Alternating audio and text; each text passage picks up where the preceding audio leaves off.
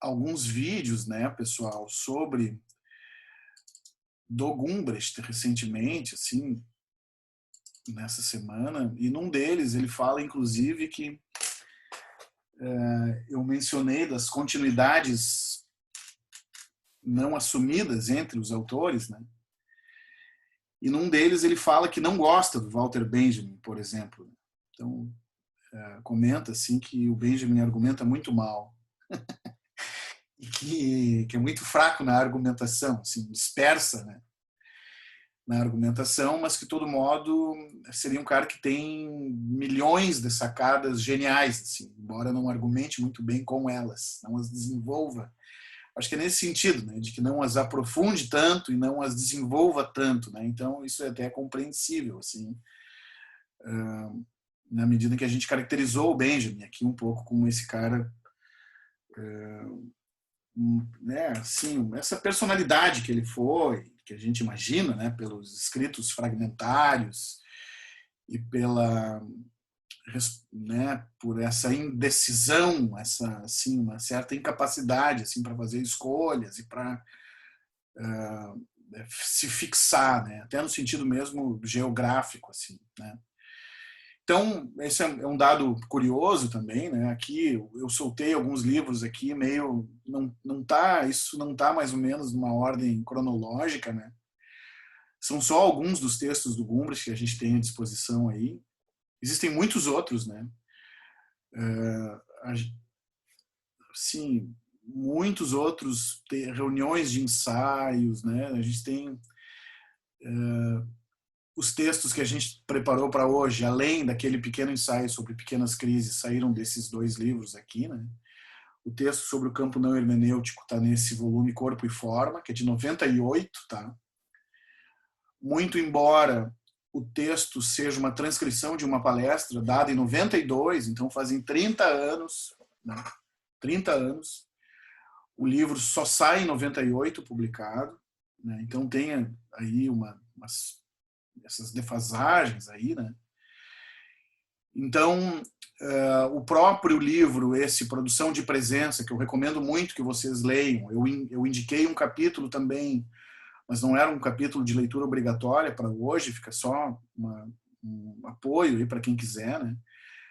Esse livro é de 2004 e é só nesse livro que essa teoria ou essa perspectiva das materialidades começa a ser formulada, tá? Ou seja, isso está aparecendo no trabalho do Gumbrecht, isso está aparecendo no trabalho do Gumbrecht desde os anos 80, tá? Muito embora só vá se formular, mais ganhar uma organização maior, assim, a partir desse livro de 2004, tá? Então, só para a gente ter uma ideia, eu gosto muito dessa capa também do livro Produção de Presença, né? Bota ali a cara do autor, né? Como se a própria capa fosse ela mesma uma instância assim, de produção de presença, tá? Então, essas são algumas informações assim meio bibliográficas aí, né, a respeito do autor, mas para a gente ver o quanto tempo essa perspectiva vem sendo amadurecida e também para demarcar, né, que é só a partir dos anos 2000 que ela ganha um corpo, assim, que ela ganha uma cara, né? Então, nesse livro que vocês estão vendo aí, Produção de Presença, o Gumbrecht historiciza, fala muito desse processo, né? Como essa questão, essa ficha foi caindo, como essa perspectiva foi se constituindo ao longo do seminário sobre materialidades da comunicação, ao longo de uma série de outros eventos dos quais ele foi participando. O próprio termo produção de presença é um termo ao qual ele chega no Brasil, quando vem apresentar, fazer uma fala no Brasil, e um aluno na plateia pergunta se o que ele não estava querendo pesquisar não era algo que a gente poderia definir, ao invés de produção de sentido, como produção de presença. E aí o Gumbrecht, é isso, você definiu. e pega para ele um termo que foi cunhado por um aluno na plateia, né, que ele não diz quem é esse aluno. Assim, né. A gente vai ver hoje, sim, o que é, então, o que ele tenta definir, o que ele tenta propor como sendo produção de presença, tá? Ao contrário de produção de sentido. Aqui a gente tem os 2 livros que a gente vai trabalhar na semana que vem, tá? Um com o conceito de fascínio, que diz respeito ao fascínio aí da beleza atlética, da experiência do esporte, né? E o outro que diz respeito a esse conceito de Stimmung, que ele formula a partir da literatura, mas que potencialmente poderíamos levar também para falar sobre outros objetos e outros fenômenos, assim, falar sobre TV, sobre cinema, sobre música, né? Por exemplo, assim, a gente poderia se apropriar desse conceito de atmosfera, é muito interessante, né? Para falar também sobre outros fenômenos, né? E aqui, pessoal, o Gumbrich está aposentado hoje, né? Então, a trajetória dele é uma trajetória curiosa, sim. Então, ele desponta nos anos 80 na Alemanha, como esse discípulo do Jauss aí. Trabalha na Alemanha durante um tempo como professor e é convidado em 88 ou 89 para recebe um convite para trabalhar em Stanford, nos Estados Unidos. E vai. E desde então fez a sua carreira em Stanford. De lá, saindo para várias universidades do mundo. Ele tem uma relação com a Universidade de Salamanca também. Teve no Uruguai, teve em Porto Alegre. Então, circulou muito, assim, né? Tem títulos tem esses doutorados honoris causa, foi professor visitante em várias partes do mundo, né? Desculpa te interromper, Fabrício. Só que a Natane pediu para dar uma olhada de novo lá se Tá chegou a bem. requisição. Tá bem.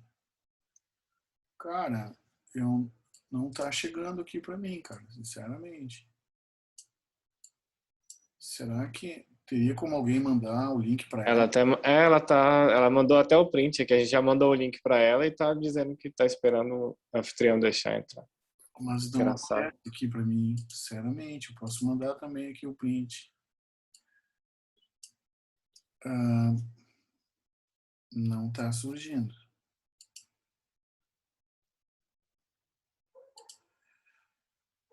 Isso. Como é que será que a gente faz? A Letícia mandou outro link aqui no chat.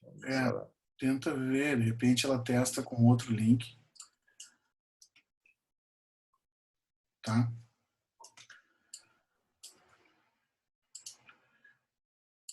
Bom, eu vou seguindo aqui, tá? Então, assim,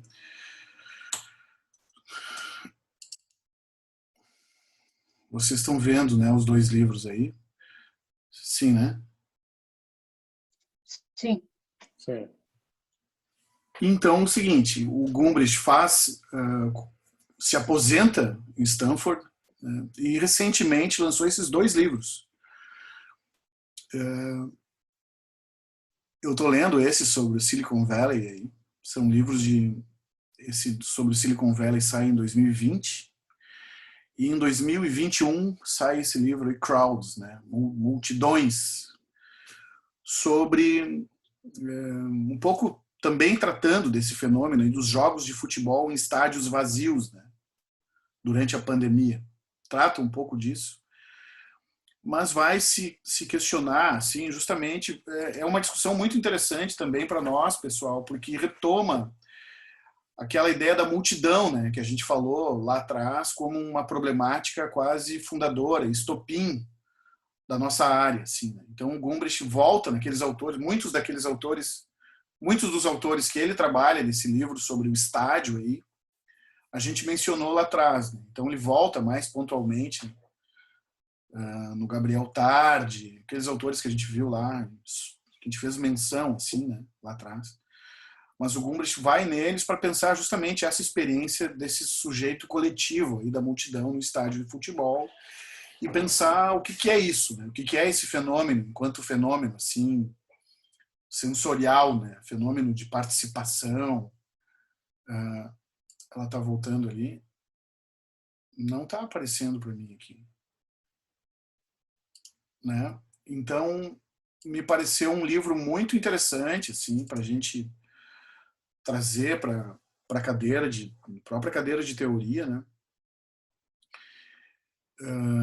Eu optei aqui para o nosso debate por ficar com textos mais clássicos, assim, para dizer de algum modo, né, do Gumbrich, pelo menos textos mais famosos que no conjunto representem melhor, assim, o contexto todo, né, os principais pontos, assim, do pensamento desse autor, né.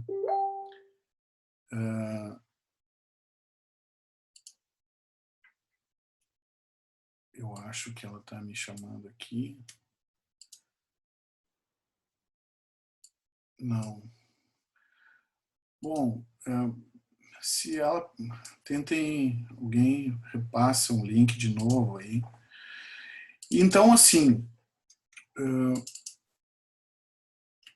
E esse livro, Crowds, é muito interessante por isso, né? E também porque ele retoma uma problemática que ele já havia aberto aqui nesse livro sobre o elogio da beleza atlética, que vocês vão ver na semana que vem. A gente vai trabalhar um capítulo. Então tem uma retomada, sim, desse escrito, mas mesmo assim a gente vai ver que ele ainda não entra numa discussão propriamente comunicacional no sentido mais estrito, tá? Porque ele fala do esporte, mas tem algo aí que ele sempre tangencia, que é a questão da transmissão dos jogos, dos eventos esportivos, né?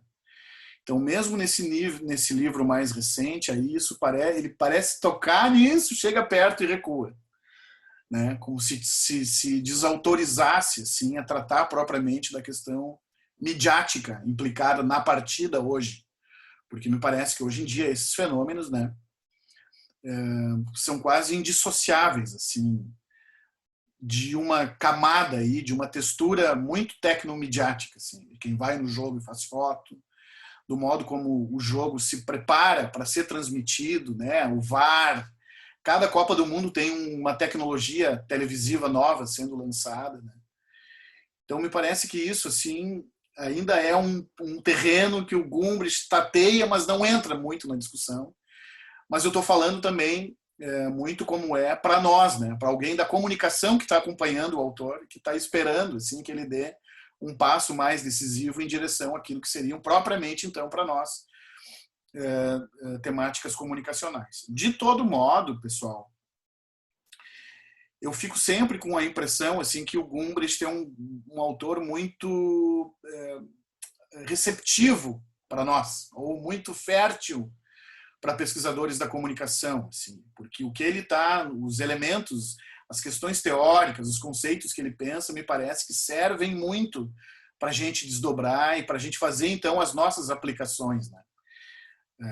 E talvez levar o autor para os nossos problemas midiáticos e tudo mais, né? Esse livro sobre o Silicon Valley, eu estou lendo também, né?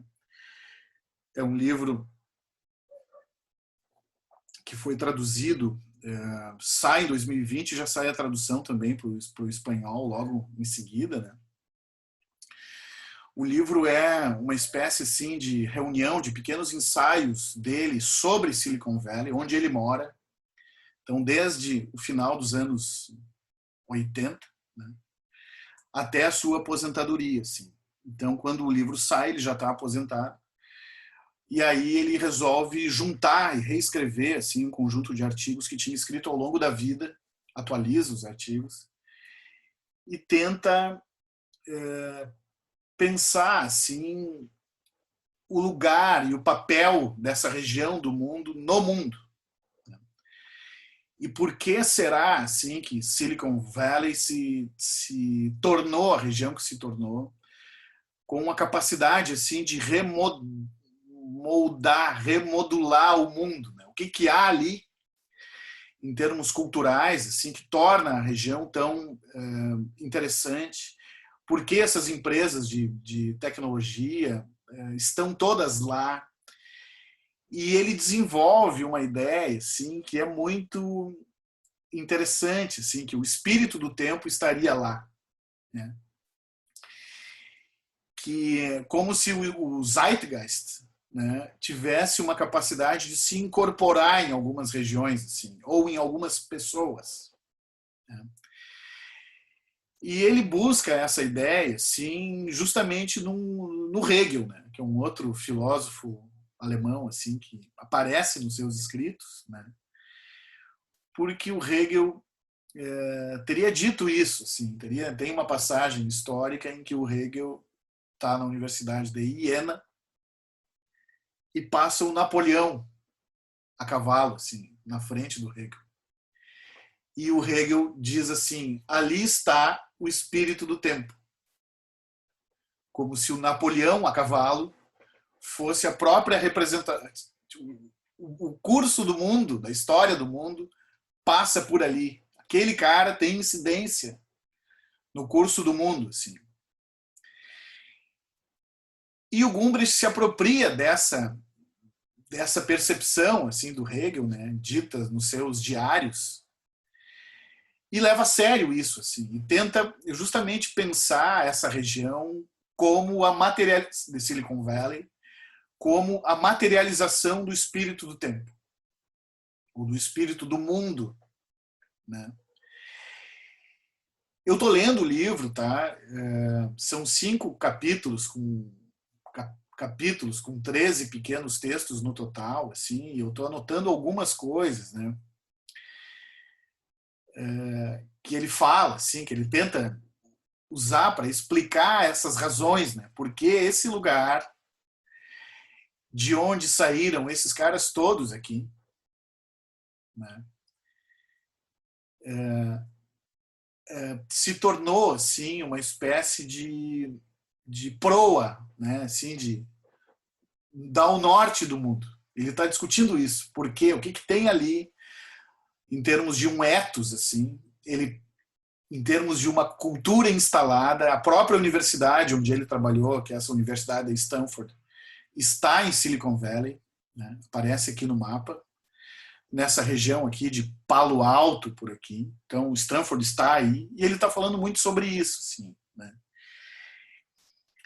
E, e pensando, para fazer isso, pensando justamente algumas categorias que ele já vinha trabalhando em seus textos anteriores, né? Então, e que a gente vai ver como elas já estão aparecendo, assim, nesses textos mais antigos do Gumbrich, na medida que a gente vai começar a trabalhar hoje com esse texto sobre o paradigma não hermenêutico, que é um texto de 30 anos atrás, então, tá?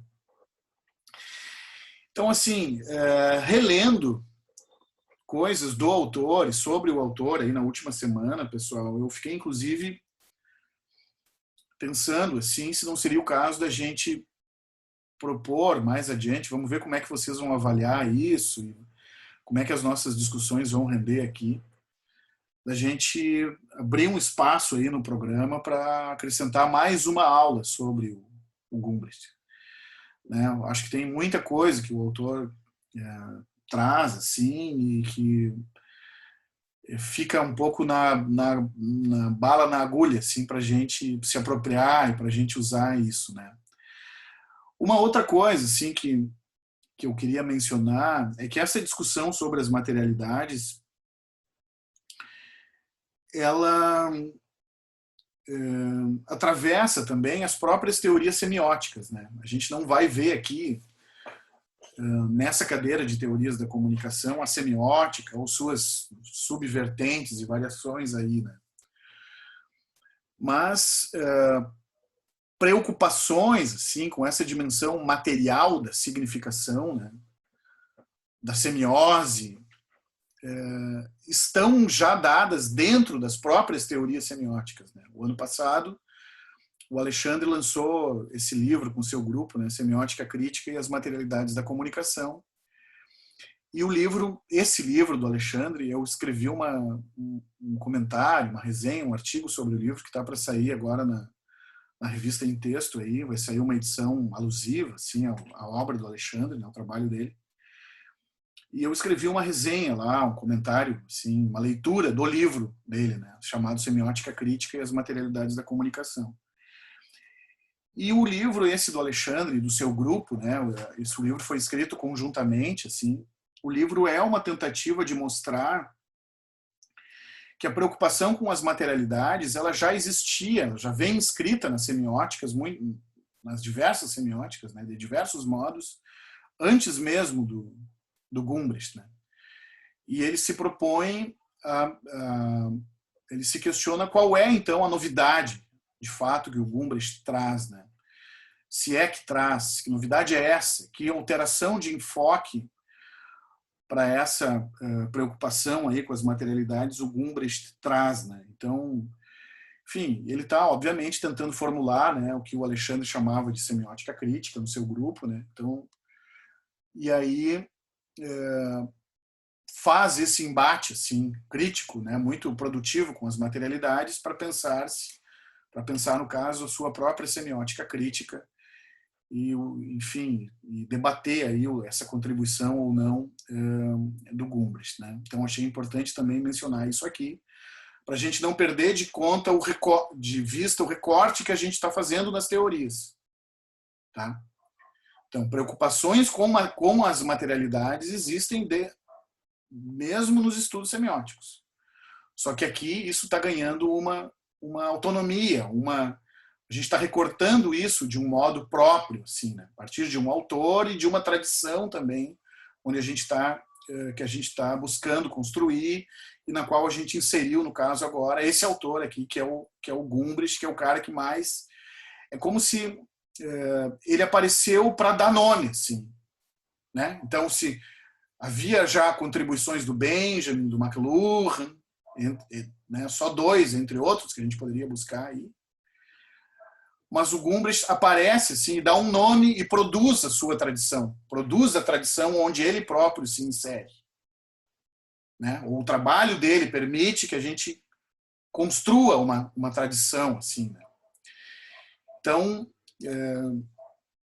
acho importante mencionar isso aí também. Na medida que a revista sair, eu posso repassar para vocês. Imagino que isso pode voltar, inclusive, assim, para uma aula nossa no futuro. Assim. Bom, aqui, pessoal, eu vou entrar mais propriamente no texto, tá? Eu queria que alguém me ajudasse a controlar o tempo aí, para que a gente não passe muito das 8h30, tá? Que a gente não vá no máximo até as 9 horas, assim, que a gente possa garantir um tempo igual de discussão para os dois textos de hoje, tá? Eu posso mostrar o que eu tenho aqui e depois a gente abre um espaço para discutir. Fizemos um intervalo, passamos para o outro texto, a mesma coisa, eu apresento, a gente abre um espaço para discutir e encerramos, né? Então, que alguém me ajuda, tu me ajuda aí, Lucas, com esse controle do tempo? Ah, pode deixar. 8h30, 9, então, esse. O que vocês acham, assim, que a gente vá até às 8 com esse texto, pode ser? Fizemos um intervalinho e depois voltamos e partindo para o outro texto, tá? Beleza. Então, tu me avisa, assim, quando tiver transcorrido meia hora, tá? Obviamente, pessoal, podem ir me interrompendo na medida em que a minha fala vai acontecendo aqui, né? Bom, esse texto, ele é uma transcrição de uma fala, né? Isso já está dito, assim, ele tem um pouco uma coloquialidade no texto. Ele tem uma estrutura, ele tem uma espécie de organização simétrica, assim, né? Ele é muito claro no modo como se constrói, né? Isso é uma característica dos textos do Gumbrist, assim, a gente sempre tem o texto cumpre aquilo que promete, ele tem explicita sua própria organização interna, sim, e é muito pontual naquilo que está comentando. Assim, o texto é organizado em pontos, partes e pontos específicos assim que vão sendo desenvolvidos, né? Essa que vocês estão vendo aqui é a organização do texto, dividido em 4 partes, onde ele vai caracterizar o que ele chama assim de situação pós-moderna. Isso pode já induzir a equívocos, assim, que é numa primeira parte, né? Uma primeira parte ele caracteriza o que ele chama de o seu momento presente. Isso pode gerar equívocos aí, pessoal. Acho que é importante a gente salientar que é de uma associação assim do paradigma pós-hermenêutico ou não hermenêutico com a pós-modernidade, com a chamada pós-modernidade. Acho que isso seria um equívoco que o texto pode suscitar, tá? O Gumbrich não é um autor pós-moderno, no sentido assim de uma bandeira, né, de uma crítica da modernidade, da pactuação assim com um conjunto de outros autores, os franceses, né, o Baudrillard, o Morin, aqueles autores que a gente identificou mais comumente assim como sendo os pós-modernos, né? Então, isso é um dado que vale a pena ter cautela, um ponto assim que a gente precisaria ter cautela, de não associar o paradigma pós-hermenêutico, ou o campo não hermenêutico, ou pós-hermenêutico, com a chamada pós-modernidade. Assim. Um outro dado importante é que o Gumbrich, embora tenha uma formação de teórico da literatura, formação em literatura comparada, tem escrito muito sobre história também, né? E está sendo lido muito por historiadores, né? Tem um livro dele que é muito interessante, que é esse livro chamado Depois de 1945, onde ele trabalha com um conceito que ele chama de latência do tempo. Tá? Basicamente, o livro é assim, ele próprio nasceu em 1948, próprio Gumbrich. E esse livro, ele fala basicamente assim da presença da guerra na sua infância, né? Então, ele pensa muito assim sobre a guerra como um fenômeno latente. Ele não viu a guerra. Quando ele nasceu, a guerra já tinha terminado. Mas, de todo modo, a sua vida foi muito marcada por uma experiência da guerra, por uma presença da guerra, embora a guerra já tivesse terminado. Então, é como se ele estivesse pensando um evento latente. A guerra está ali, embora tenha terminado. Ele convive com essa memória da guerra, uma memória que ele não viveu aquela experiência, mas aquilo está na cidade, está nas ruínas que ele visitava quando era criança, está em falas que ele apreende dos pais, dos tios, da família, dos avós, né? Então ele fala de uma experiência do tempo que é de um passado que não passa,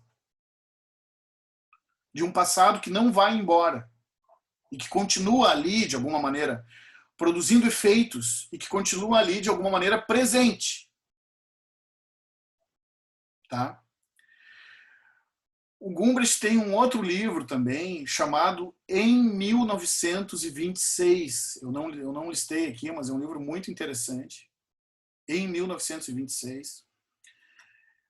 Onde ele faz, mais ou menos, a seguinte busca. Ele quer escrever um livro sobre um ano inteiro, mas um livro onde ele não explique aquele ano. onde ele represente o ano, ele mostre o ano acontecendo.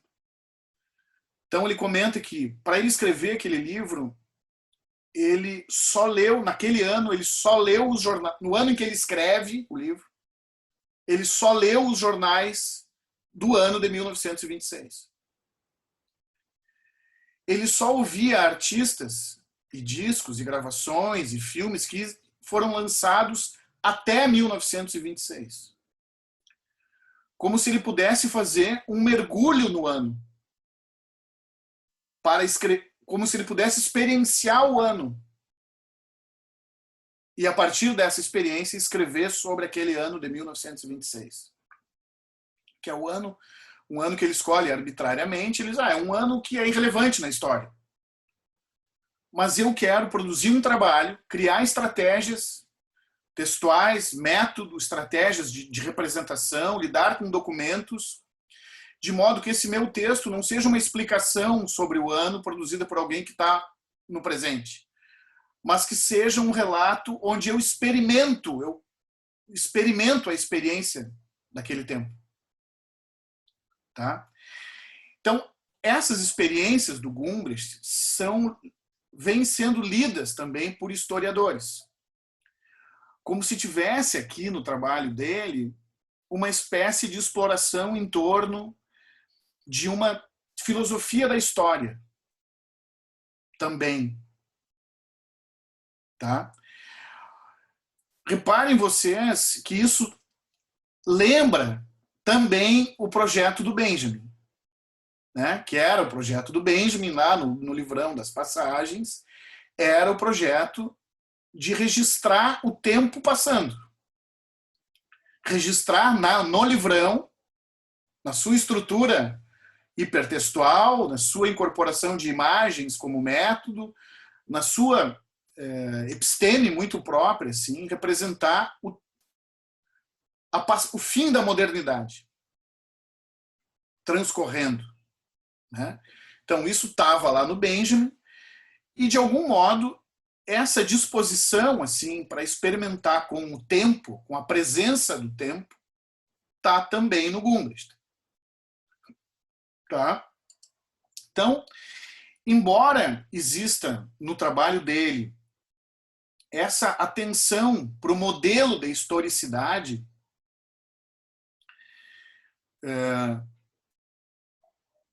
a gente não pode, e de certa maneira, quando ele está discutindo aqui o Silicon Valley, ele também está fazendo isso, está pensando que tempo é esse. Qual é o futuro que está sendo produzido aqui? Né? Qual é a percepção de tempo que as tecnologias vão produzir? Qual é a percepção de... qual é a produção de futuro que se tem a partir daqui? Tá? Então, assim, embora o trabalho dele se preste assim, para essa discussão sobre o tempo, né, ou sobre o cronotopo, sobre esse regime temporal que nos governa, porque a percepção do tempo que a gente tem hoje não foi sempre assim. Né, de esse tempo linear, homogêneo, constante, uniforme, que anda para frente. Né? A guerra está aí nos mostrando, e a guerra e tantas outras coisas, que parece que a gente, por um lado, avança e, por outro lado, anda em ciclo. E um tempo mítico, um tempo antigo, um tempo volta, em décadas passadas, se representam para nós hoje. Então, assim, o trabalho do Gumbrist se presta muito a isso. Quando ele vai discutir o conceito de presença, ele também está pensando nisso. Nos tantos tempos que se fazem presentes para nós hoje. Assim. Tá? Então, enfim, voltando para o texto. Ele tem essa organização simétrica, né? Ele vai apresentar, no primeiro momento, 3 conceitos característicos do que ele chama de situação pós-moderna. Não dá para a gente esquecer que o texto é de 92, 30 anos atrás, maio de 92. Alguém gostaria? Tá? Então o texto está fazendo 30 anos esse mês, né? Ele vai descrever o que ele chama de campo hermenêutico numa segunda parte, numa terceira parte descreve o que ele chama de campo não hermenêutico e, por fim, apresenta alguns conceitos, né, que seriam próprios, então, desse suposto campo não hermenêutico. Para caracterizar esse período histórico no qual ele está falando, começo dos anos, última década do século passado, né, ele define a situação pós-moderna assim, por essas 3 categorias: destemporalização, destotalização e desreferencialização. Tá? A destemporalização, pessoal, tem a ver um pouco com essa discussão que a gente está fazendo aqui. Né? Então, ele se questiona, assim, sobre que tempo é esse que a gente está vivendo e sobre o modo como a nossa percepção do tempo histórico se alterou. Né? Então, ele fala assim, que o nosso presente é a todo momento invadido por o que ele chama de passados artificiais. Eu usei aqui, não sei se foi na aula sobre o McLuhan, ou foi antes, aquela experiência do Westworld, né? daquela série que falava sobre isso, sobre um parque temático, que eu posso ir lá e ter a experiência do Velho Oeste e tudo mais. Né? Então, o Gumbrich está pensando nisso. Sim. Ele diz que, no momento em que escreve o artigo, ele diz que, olha, nós estamos vivendo hoje uma experiência muito fragmentária do tempo. Né? Não sabemos mais o que é, não enxergamos mais o futuro, não sabemos muito bem para onde vamos, assim. Né? E o nosso presente, ele está muito fragmentado, está muito furado, está muito invadido por passados artificiais. Né? Então, essas expressões que eu coloquei aqui, para ilustrar um pouco a discussão que ele está chamando de destemporalização, são termos dele. Né? Passados artificiais, presente expandido e um futuro bloqueado. Né? Eu tenho lido ultimamente, assim, um outro autor que, infelizmente, não achei uma brecha para colocar aqui, eu acho que merecia quase um semestre à parte, que é o Mark Fisher, né? Que é um inglês, assim, que lançou esse livro e agora saiu ano passado no Brasil, que é o Realismo Capitalista. O Mark Fisher também está falando disso, assim, está falando sobre o lento cancelamento do futuro. Ele está pensando muito na música pop, né? O Mark Fisher. Ele está escrevendo no início dos anos 2000, assim, né, mais perto da gente, do que esse texto aqui do Gumbrich em específico. Mas o Mark Fisher também está dando testemunho, assim, examinando a música pop, de que é uma obsessão pelo passado recente. Né? Nós estamos ainda na década de 80 em muitas coisas. Né? Ele comenta, assim, é engraçado, a gente escuta uma banda de rock de 2004 e a gente tem a impressão de que é um conjunto de 1974. Se a gente pudesse voltar no tempo e botar essa banda, Strokes, a tocar numa rádio em 1978, a banda de 2004, em 78 as pessoas não acreditariam que aquela banda era uma banda de 2004. Né? Então o Fischer examina fenômenos assim, como uma espécie de cultura hipernostalgica, né? Uma ideia de uma ele fala melancolia de esquerda, uma nostalgia. O Fischer vai falar sobre o que ele chama de retromania, né? Uma onda assim que assolou a cultura no começo dos anos 2000, de uma espécie de culto do passado e de uma celebração assim do passado recente, da década de 70, da década de 60, 80, né? E isso tudo como sintoma assim, de uma ausência de futuro. Né? Como se não houvesse mais, como se o futuro, então, tivesse sido cancelado nas palavras do Fischer. E, de certa forma, esse é o diagnóstico também do Gumbrich aqui. né? O Gumbrich fala de um super presente. Tudo está presente para nós hoje. Todos os tempos históricos estão presentes, menos o futuro. Porque não enxergamos mais o futuro. Mas enxergamos todos os passados e tudo está presente, né? Então, um pouco essa ideia da destemporalização, sim, que o Gumbrich está usando para caracterizar o que ele chama de situação pós-moderna, o final do século, tem a ver com isso. Assim.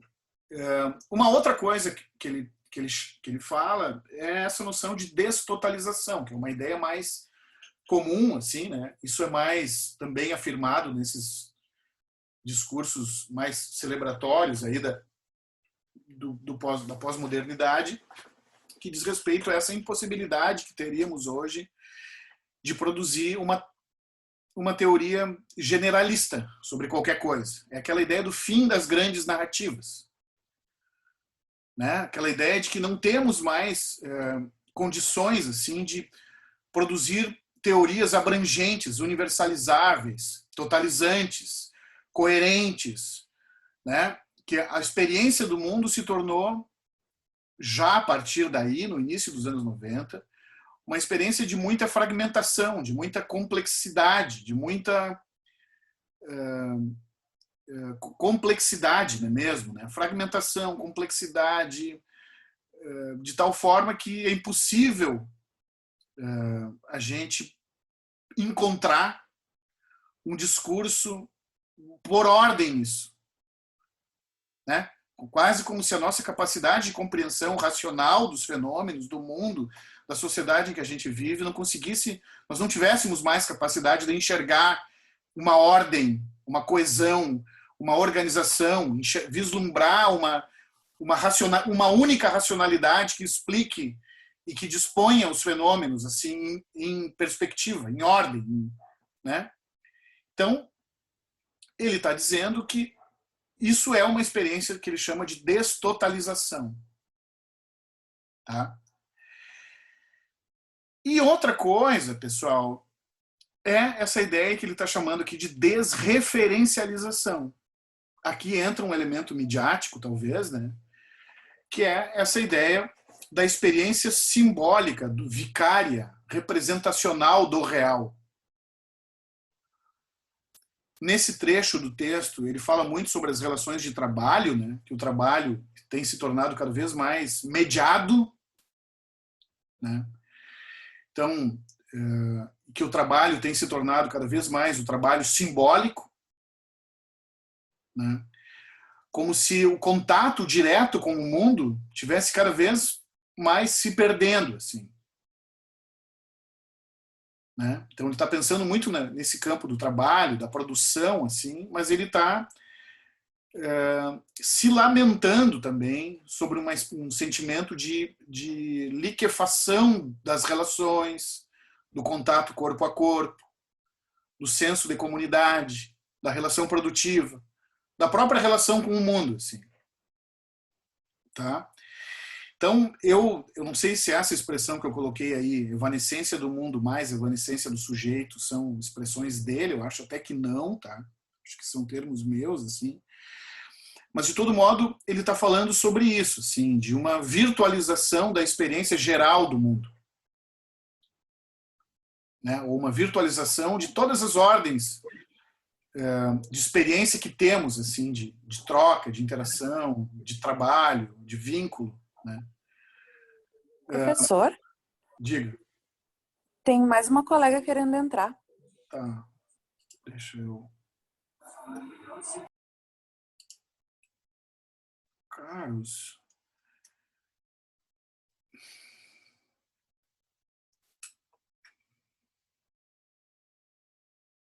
Eu não tá aparecendo para mim aqui. Será que eu não tenho que pausar? Deixa eu... Oi.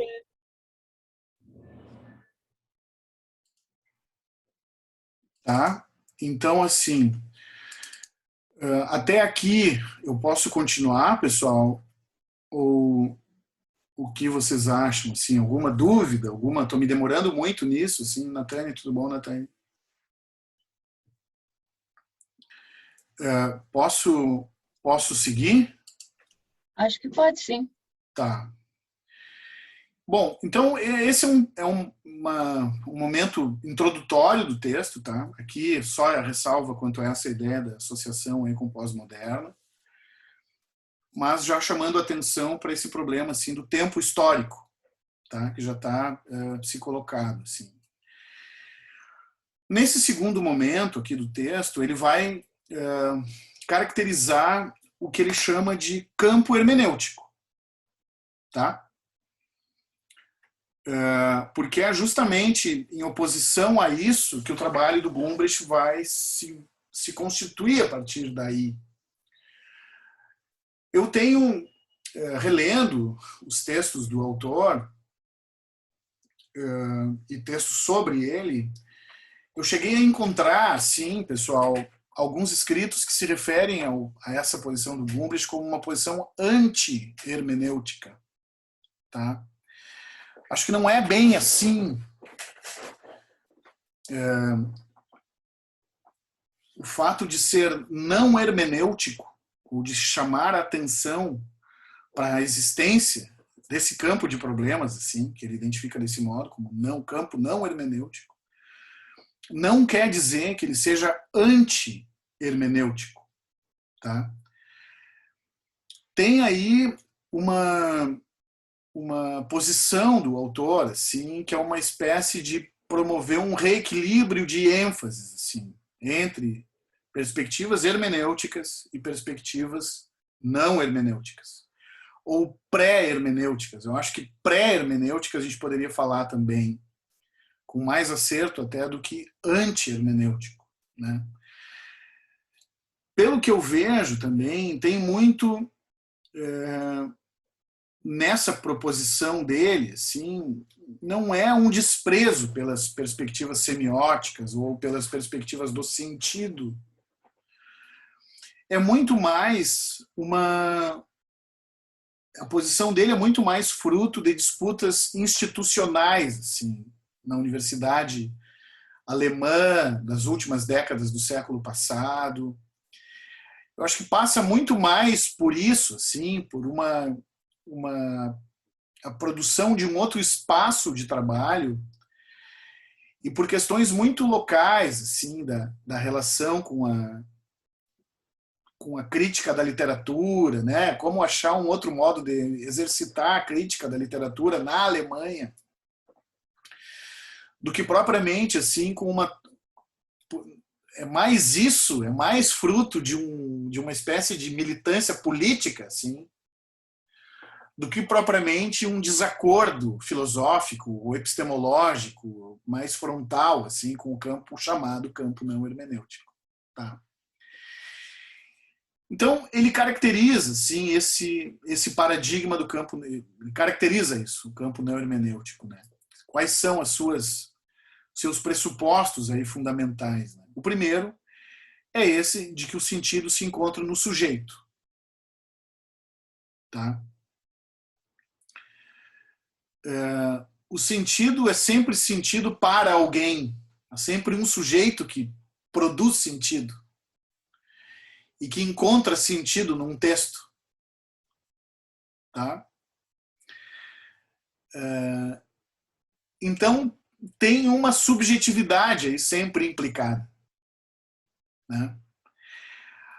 O que o Gumbrich vai começar a pautar aqui, pessoal, é a desconfiança em relação a esse sujeito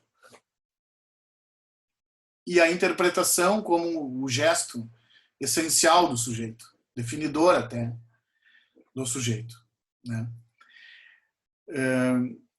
Eu não sei, assim, explicar direito, mas eu tenho me interessado também muito por esses autores do chamado hoje realismo especulativo, né? Que me parece que radicalizam muito, assim, nessa busca filosófica, assim, por uma ontologia, por uma capacidade de explicar o mundo, aderir ao mundo, sem construir explicações antropocêntricas. Tá?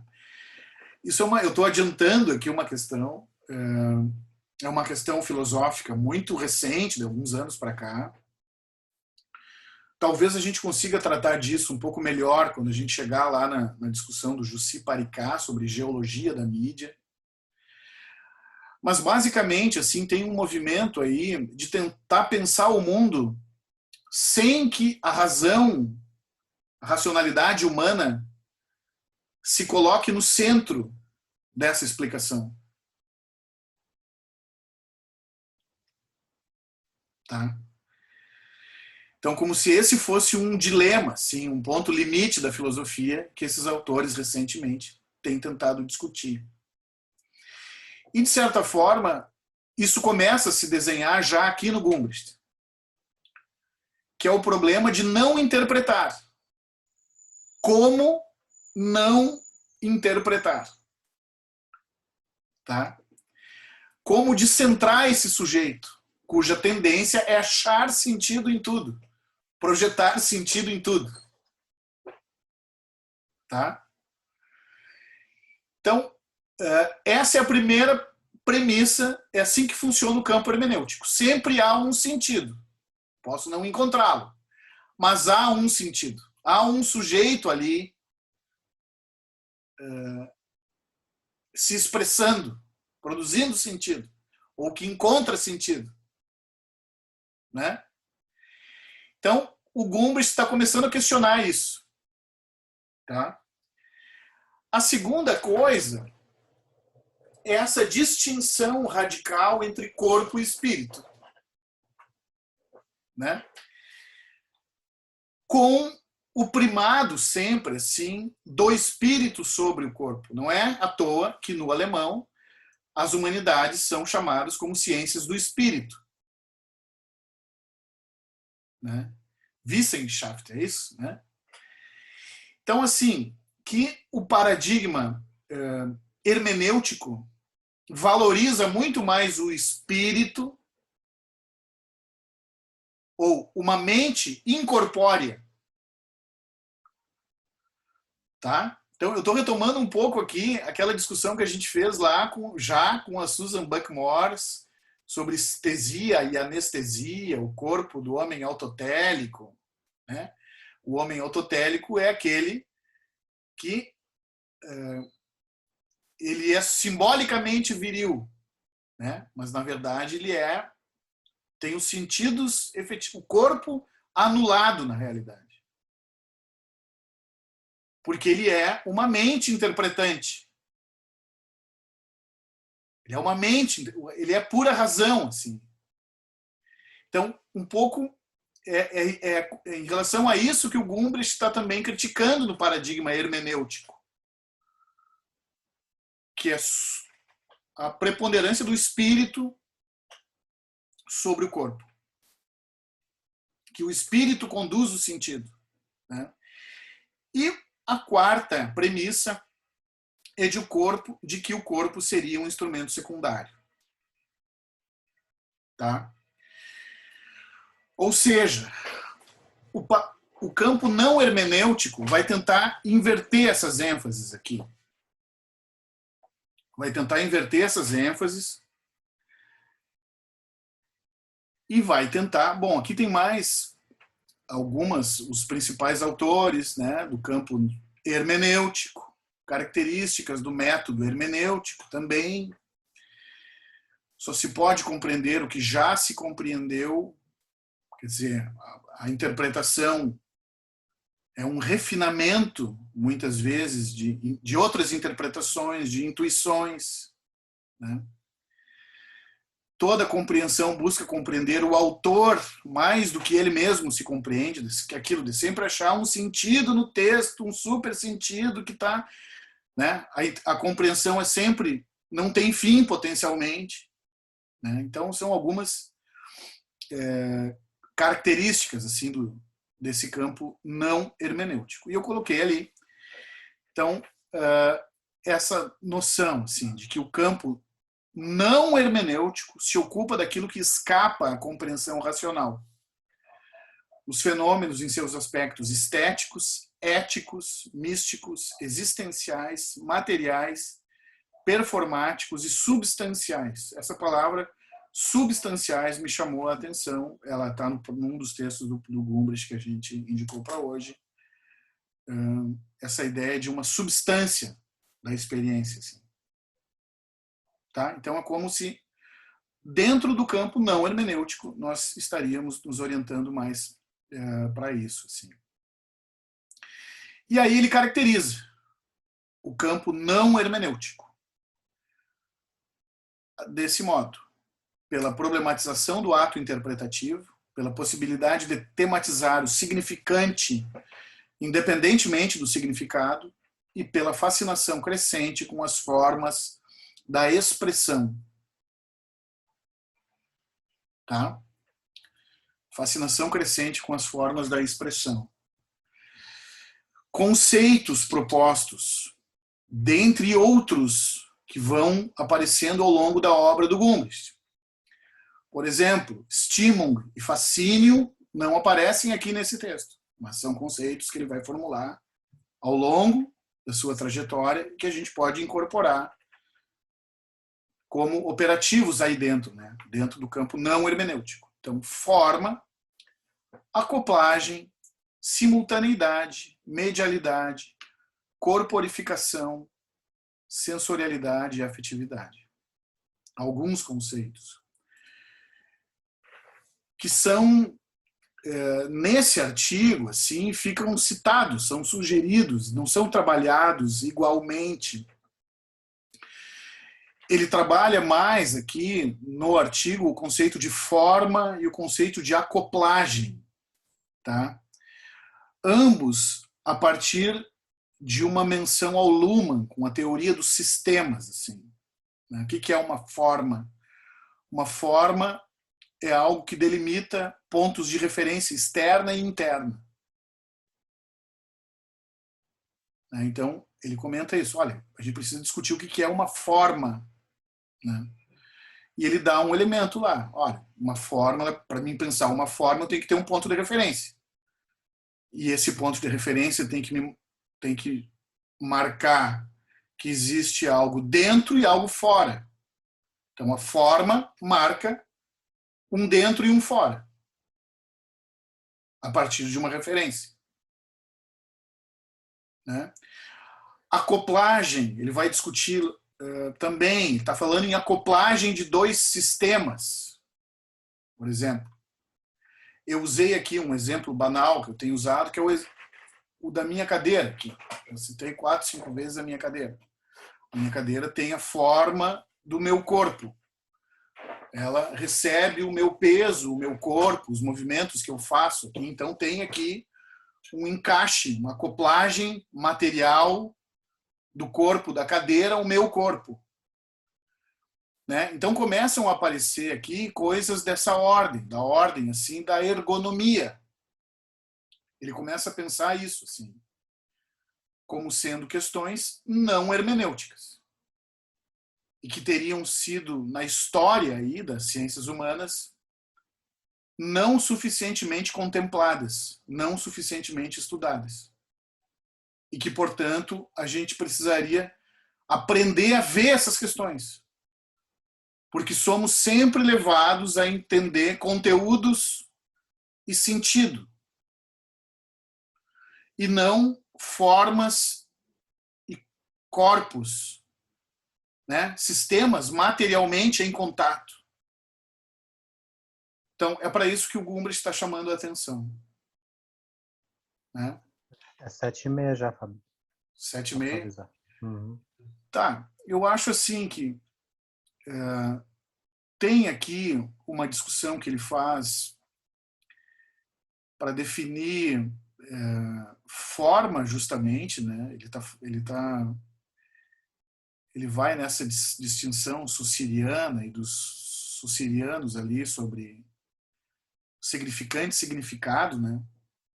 É como se ele estivesse chamando a atenção muito mais para essa dimensão significante do signo, né? Para essa ideia da materialidade do signo, do que propriamente para aquilo que o signo carrega enquanto conteúdo. Né? Então, é uma discussão que eu acho complexa, assim, essa contribuição do Hemslev aí, que é um outro semiólogo, né, que se apropria dessa definição sussiriana do signo aí, que diz que o signo é conceito mais imagem acústica, o conceito sendo significado, imagem acústica, o significante. Né? A palavra e a ideia, o som que eu falo, que casa, é o significante, e ele carrega um conceito de casa que eu tenho, que vocês podem ter um similar aí. Né? Então, essa é um pouco uma discussão bem básica da semiologia do Saussure. O Hemslev amplia isso, falando em plano de conteúdo e plano da expressão. Né? E aí detalha um pouco melhor isso. Assim, né? E aqui tem uma explicação no livro, acho que não cabe ler, assim, vocês já leram, né? Mas, enfim, ele está trazendo um elemento aí da semiologia para explicar assim, essa atenção, no caso, para as formas da expressão. Né? Então, enfim, não vale a pena ler aqui. Posso. Sei que vocês têm no texto, né? Bom, o que acaba interessando aí para essa perspectiva são isso é muito importante. O que importa são as condições materiais que possibilitam a emergência do sentido, não o sentido em si, mas as condições materiais que permitem a emergência do sentido. Né? Então, interessam as materialidades dos meios de comunicação, a materialidade de um movimento corporal imposto por esse meio, e só então aquilo que poderíamos denominar como produção intelectual. Tá? A produção de presença está essencialmente relacionada a todos os tipos de eventos e processos nos quais se inicia ou se intensifica o impacto dos objetos presentes sobre corpos humanos. Tá? Então, é isso. O gesto hermenêutico pretende sempre ir além da superfície meramente física, acreditando encontrar por baixo ou para além dela aquilo que julga como importante, isso é, um significado profundo. É isso que o campo não hermenêutico tenta evitar, não deixar-se seduzir aí pelo canto da sereia como esse significado profundo, assim. Quase como se no campo não hermenêutico o pesquisador precisasse se manter à superfície do fenômeno que analisa, assim, que estuda. Né? E muito mais do que interpretá-lo, descrevê-lo. Tá? Bom, aí eu acho que a gente pode abrir para uma discussão. Aqui tem um outro dado que não está no livro, né? Produção de presença, que eu achei interessante trazer também, né, pessoal, que o livro vai se desenvolvendo, né? O Gumbrich vai historiando ali o surgimento, né, dessa escola, desse paradigma. Não sei se a gente pode falar de um paradigma não hermenêutico, mas ele conclui o livro assim, fazendo uma distinção entre culturas do sentido e culturas da presença. Né? E aqui a gente tem algumas, então, dessas diferenças aí entre uma e outra. Né? Isso aí também a gente poderia discutir. Bom, tem outras coisas, depois a gente vai ver no outro texto, eu posso recuperar melhor, mas eu acho que a gente pode fazer uma primeira rodada assim, de impressões, e até para vê-los assim, aí, se puderem abrir a câmera. Então, a gente pode fazer uma rodada até às 8, sim. O meu comentário tem a ver com essa ideia de acoplagem, mas tem a ver também com outro texto, então não sei se eu já comento ou se eu devo. Acho que eu posso falar, né? Porque que a gente já leu, tudo quem bem, não leu. tudo bem. Né? Não tem problema, vai lá, pode ir, Jaqueline. Pois Aham. Não, tá, beleza. A acoplagem, eu notei que me lembra a ideia de aquele conceito de assemblage e logo com a ideia de máquina que é trabalhada no Deleuze e Guattari. Não sei se fui longe ou se dá para relacionar. Eu acho que dá, né? Porque na verdade até diz de onde ele tira a ideia da acoplagem, né? Que é da, eu anotei aqui, teoria biológica dos sistemas, que é até interessante, né? Que é, enfim, da biologia, mas é uma coisa sim. associada mais com. Eu associei com máquina, né? Não sei. Eu acho que tem muito. Eu acho que as coisas estão meio mais metaforizadas assim no Deleuze, né? Quando ele fala em máquina semiótica, o maquínico do Deleuze ali, eu acho que aqui tem uma coisa Sim. menos metafórica no Gumbrich, é mais reta, assim. Ele está falando em máquina mesmo, assim. Uhum. E isso fica muito mais radical assim quando a gente chegar no Kittler. No Kittler vocês vão ver assim o humano está fora. A gente tem um cara falando quase como um engenheiro de telecomunicações, assim, um historiador e um engenheiro de um cara que manja de programação, que manja de eletrônica, sabe? Esse tipo de coisa. E que pensa utilizando esse conhecimento também, assim, né? De todo modo, eu acho que tem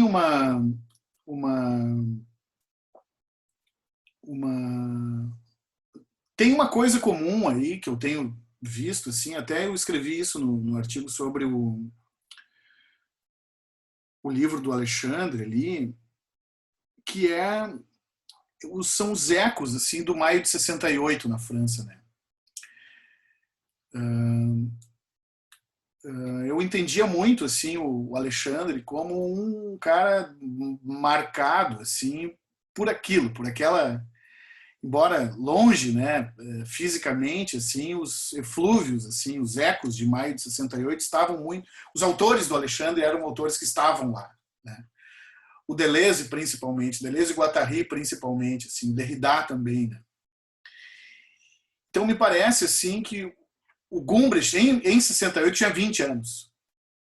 Né? Então, me parece que o Gumbrich participa de uma geração de autores para quem aquela experiência de subversão nas universidades, de protestos estudantis, o final da década de 60, assim, que, aliás, isso começa muito nos Estados Unidos também, né?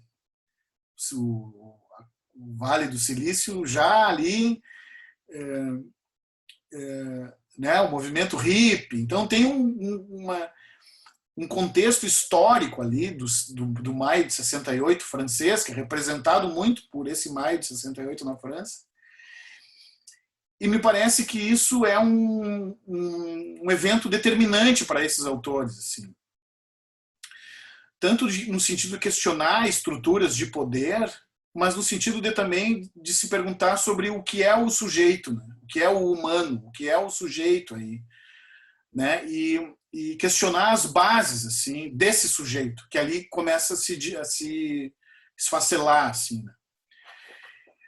Só que o Gumbrich está numa outra tradição, né? O Gumbrich está numa outra tradição, me parece, assim, né? Então ele tem um autor assim nos textos do Gumbrich que é um autor que sempre está presente, que é um autor muito difícil, que é o Heidegger, né? O próprio conceito esse de presença que ele propõe, assim, é um conceito que está muito dialogando com essa fenomenologia do Heidegger, assim, né? Com aqueles conceitos heideggerianos lá da sem, estar no mundo. Eu nem domino isso bem, assim, né? Mas o Gumbrich está muito atento para isso, assim, né? E me parece que o Deleuze já vem numa outra tradição um pouco, né? Que é dessa, né? De se abrir para o pragmatismo, para a semiótica pragmatista norte-americana, né? Mas, de todo modo, Deleuze e Gumbrich muito investindo nessas, e o Foucault mesmo também, né? Em desmontar essas estruturas, né, de poder, assim, as caixinhas onde o humano se constituiu. Né? Uma delas é essa da crença na interpretação, assim, de uma profundidade do sujeito, de um gesto fundamental de subjetividade, que é esse eu interpretei assim. Né? Ou eu me expresso, de que há um sujeito, de que ele se expressa e de que de que eu posso ter acesso ao espírito do autor de um texto. Então acho que o Gumbrich vai desmontar muito isso, assim, vai desmontar, ou não sei se desmonta, mas ele quer evitar esse gesto. Né? Ele quer evitar esse gesto, assim. Então, e para isso ele esvazia esse sujeito, ele vai buscar aderir a uma, como é que eu vou dizer assim, ou encontrar, ou aderir a uma espécie de experiência material do corpo do sujeito, mas uma experiência material desse corpo, assim. Né? Vai ser muito interessante assim quando a gente for discutir o esporte, tá? Que ele fala sobre a performance atlética no livro da semana que vem, assim. Muito embora, pessoal, como é que eu vou dizer?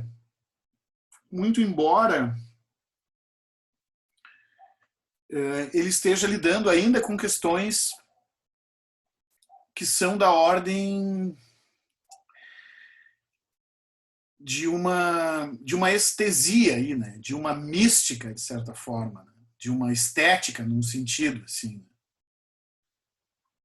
Tá? Porque, por exemplo, a experiência de um estádio tem uma mística ali. Então, no livro dele sobre o último, sobre as multidões, ele fala páginas e páginas sobre o estádio da Bombonera. Né? Então ele é um torcedor do Borussia Dortmund, time da Bundesliga, lá, do campeonato alemão. E ele fala no livro sobre os estádios que ele foi visitar ao longo do mundo. Assim. Daí ele fala sobre como eu só ouvia falar da Bombonera até um dia que eu entrei na Bombonera. E eu fiquei uma noite aqui dentro. Meio tendo uma experiência do estádio, assim. Ficou lá depois de uma partida, parece, ele dá um relato, assim. E parece que tem quase ao mesmo tempo em que ele esvazia o sujeito, assim, ele tem que buscar uma espécie de transcendência desse sujeito, né? Por um lado, fica aquém do sujeito, por outro lado, transcende, assim, em alguns momentos, né? Mas, de todo modo, eu acho que tá por aí. Eu acho que ele é um autor meio decisivo, assim, dessas últimas décadas do século passado. Né? Então, não sei como é que bateu para vocês, assim, né? Quem está lendo pela primeira vez o autor.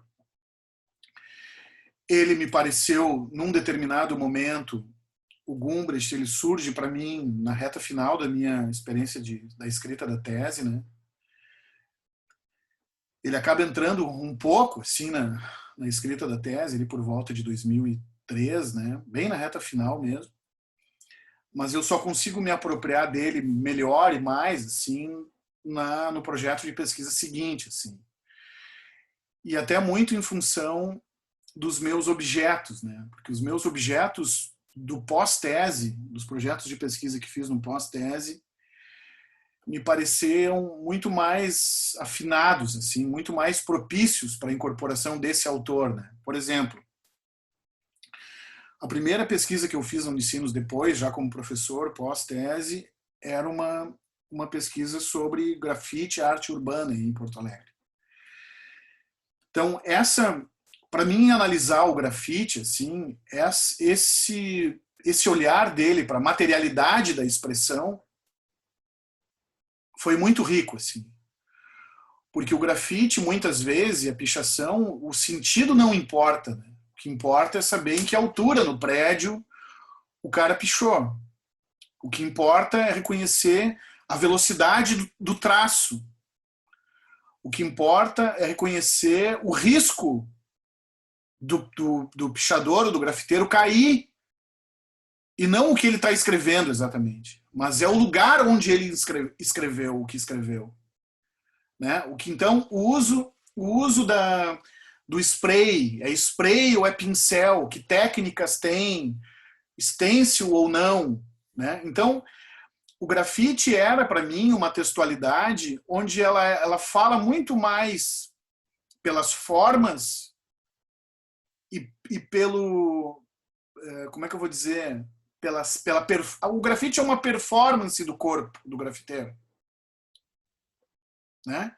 Então, o grafite não é uma escrita no sentido em que escrever uma carta é uma escrita.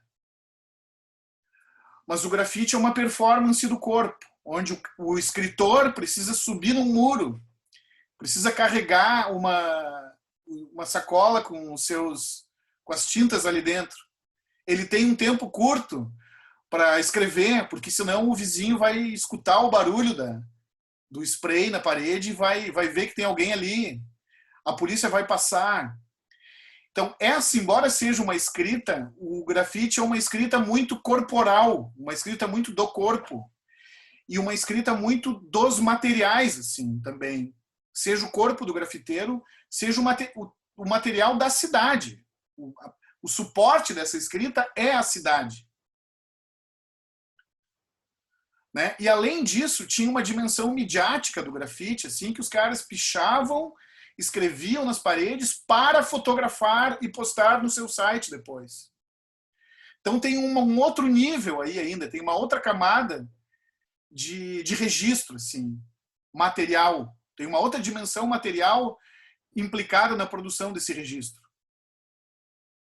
Né? Então eu comecei a perceber o quanto essas coisas eram importantes, assim. E perceber essas coisas se deu muito em razão dessa chamada de atenção do Gumbrist. Né? Quer dizer, olhe para o significante.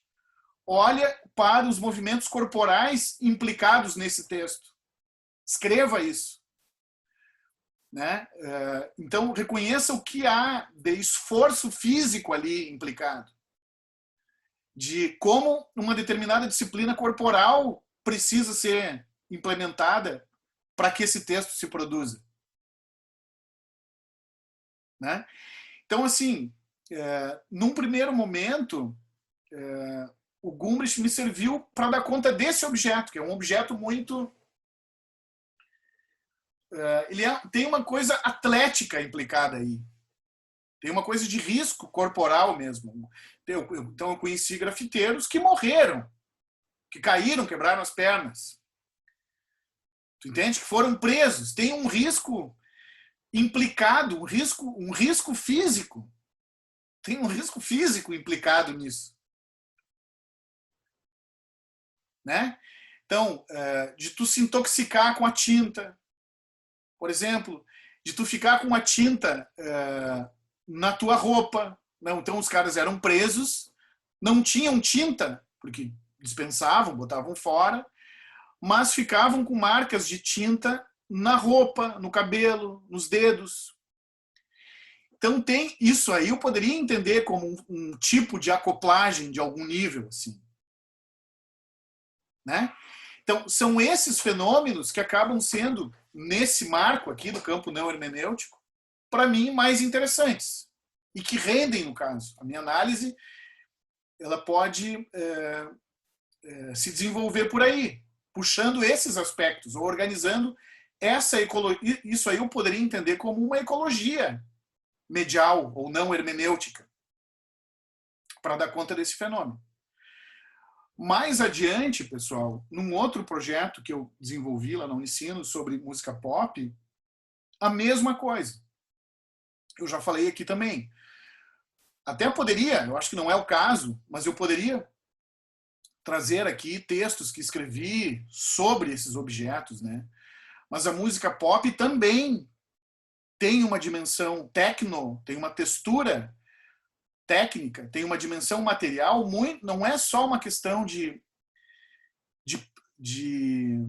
como é que eu vou, de notação poética, assim, né? Da escrita, seja de uma composição, de uma pauta, ou de uma letra de uma canção. Tem uma dimensão sônica, que é fundamental para a música pop, que tem a ver com efeitos, com técnicas de gravação, com tipo de instrumento, com pedais de efeito, né? Tem a ver com o modo como um cantor imposta uma voz. Não tem a ver com a palavra que ele está cantando, mas tem a ver com a rouquidão de uma fala num determinado momento. Aquilo acrescentando uma determinada textura num texto. E essas coisas são próprias do campo não hermenêutico. É como se fossem, assim, os fenômenos pré-sentido. Não faz sentido ainda, mas colaboram no processo de produção de sentido. Né? Então, assim, o Roland Barthes tem um texto muito bom, que é um texto que se chama O Grão da Voz, onde ele fala sobre 3 cantores assim da juventude dele, da adolescência dele, que ele lembra da textura da voz desses cantores, da sonoridade, assim, da gravação, da captação da voz.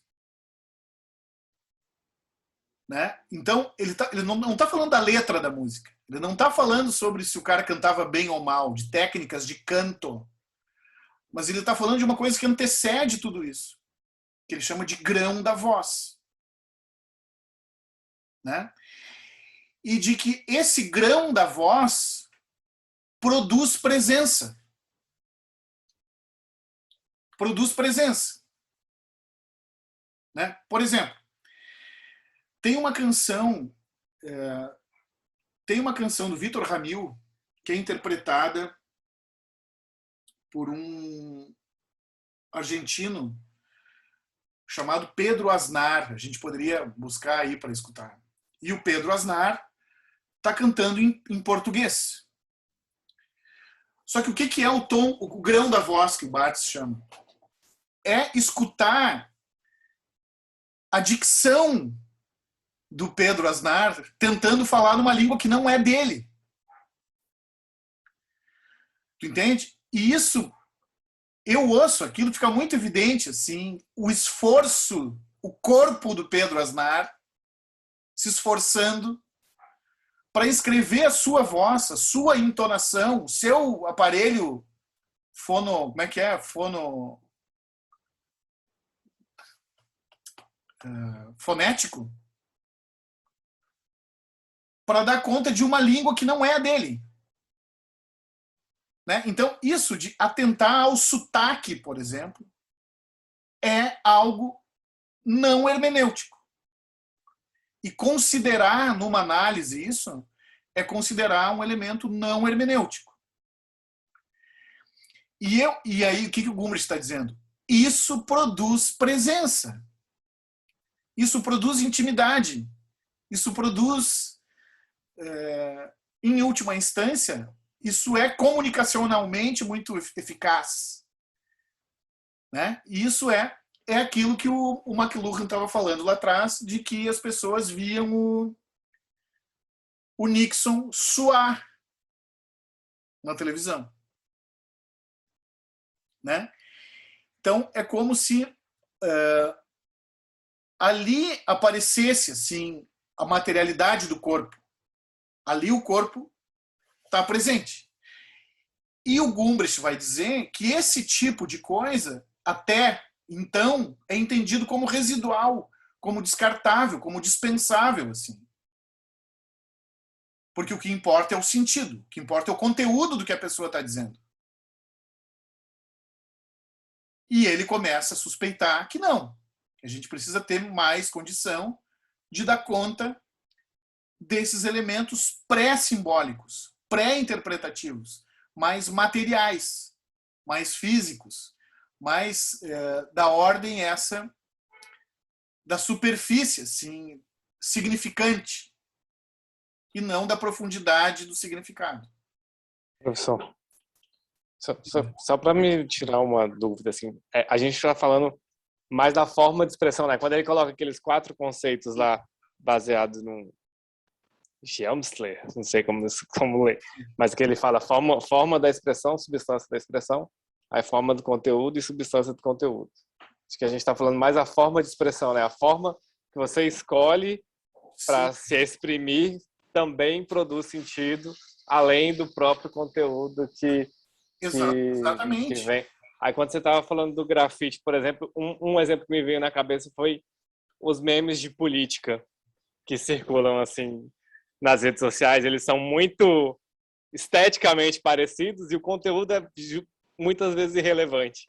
Eles circulam por conta da forma e de como eles são criados e reproduzidos e né, distribuídos, mais do que pelo conteúdo em si, porque o conteúdo geralmente é o mesmo, é muito mais do mesmo, e acaba que acho que a materialidade da forma e a nova forma que a figura, sei lá, Bolsonaro é colocado no card circula mais por conta da forma do que do conteúdo em si. Eu teria dificuldade, assim, como é que eu vou dizer? Eu acho que não é fácil, tá? A gente aplicar esses conceitos e disciplinar o olhar para esse tipo de fenômeno. Eu acho que não é fácil. É muito difícil, na realidade. Eu tenho dificuldade, assim, de transitar mais livremente com essa perspectiva do Gumbrich, tá? Isso funcionou muito para mim nessas duas experiências de pesquisa com arte urbana e música pop. Acho que ali funcionou naquele campo de objetos, assim, tá? Naquele campo de objetos ali. Agora, se eu vou pensar o jornalismo, se eu vou pensar outras culturas digitais, assim, se eu vou pensar redes sociais, aí eu começo a ter mais dificuldade para conseguir enxergar ou pensar daí os aspectos não hermenêuticos, assim, tá? Por exemplo, a experiência do esporte para o Gumbrich fica muito claro para mim do que ele está falando, né? Porque a gente vai ver depois, mas basicamente, pessoal, tem uma coisa assim primeiro, não importa o jogo, né? Não importa o resultado do jogo. Ele vai dizer que tem uma funcionalidade do esporte que a princípio não importa, né? Então ele chega a comentar, não, existe uma plasticidade de uma jogada que independe da sua efetividade enquanto jogada. Muitas vezes um gol perdido pode ser plasticamente mais bonito, mais interessante, ou mais raro do que um gol feito, né? Os gols perdidos do Pelé, por exemplo, nas Copas do Mundo, entraram para a história muito mais, talvez, do que muitos dos gols que o Pelé fez, né? Então tem uma coisa de deslocar assim o efeito pragmático, né? A funcionalidade do resultado, porque é como se a funcionalidade do resultado e o efeito pragmático tivesse a ver já com o sentido e não com o pré-sentido, né? Então, e tem uma coisa assim disso, quando ele está falando de uma jogada, é uma forma que rompe no tempo, assim. E que muitas vezes nem os próprios jogadores sabem muito bem, numa partida de futebol, como fizeram aquilo. Mas aquela forma, ela se constitui a partir daqueles corpos um pouco quase como se fosse independentemente dos próprios corpos, né? Então, tipo, eu pego lá o Falcão, o Zico e o Sócrates, que fizeram uma jogada na Copa do Mundo, e eu peço, tá, façam de novo agora. Não vão conseguir fazer. Porque não depende de uma intenção. Tem um conjunto, tem uma mecânica de associações e de movimentos ali, de convergência de tempos, de ocupação de tempo e espaço, de movimentos simultâneos. Aquele conceito de simultaneidade que aparece lá atrás fala um pouco disso. Tem uma simultaneidade de ações e movimentos que produz uma forma. Só que os corpos que produziram aquilo, que estavam ali implicados naquele movimento todo, não tinham a consciência do que chegariam, do que fariam, enquanto está acontecendo, entende? Eles não conseguem mais repetir aquilo. Então, é quase como se essa forma apareceu através deles.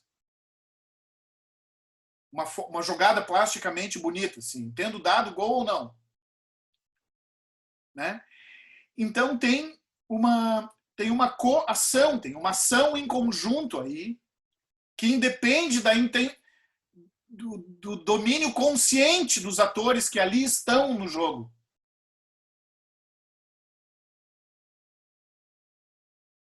Né? Ou de um cálculo consciente de resultados, assim. Ou de ensaio, ou de planejamento, ou de combinação. Né? Mas emergiu ali, através daqueles corpos, uma jogada, uma forma tal que ela é plasticamente bonita, independentemente da própria funcionalidade do jogo. Né? Então aí, isso ele vai definir mais adiante, como a gente vai ver, como fascínio. Tá? E essa emergência assim, de uma súbita beleza estética, ela começa a aparecer no Gumbrich já agora, nesse texto aí que a gente vai trabalhar em seguida. Assim, eu tenho aqui 8h05, vamos fazer uma paradinha de 10 minutos e a gente volta 8h15 e aí vamos até as 9. Tá, pessoal? Só para pegar um café. E aí, assim, a gente muda de texto, mas continuamos no autor, e aí a gente pode fazer uma discussão mais né, que englobe aqui. Então, voltamos daqui a 10 minutos, pode ser? Beleza.